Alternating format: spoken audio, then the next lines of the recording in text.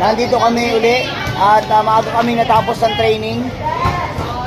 Bimitingin ko to mga players ko kasi i-announce ko kung sino yung mga may iwan dahil malapit na po yung laro, mukhang kakapusin kami sa budget, kaya kailangan namin magbawas ng team na isasali sa Philippine Series kasi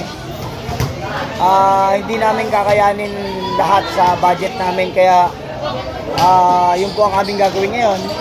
So mag-uusap kami ng masinsinan kung sino yung mga may iwan. Malungkot kasi merong mga sigurado may iwan kasi kulang talaga kami sa budget, hindi talaga kaya.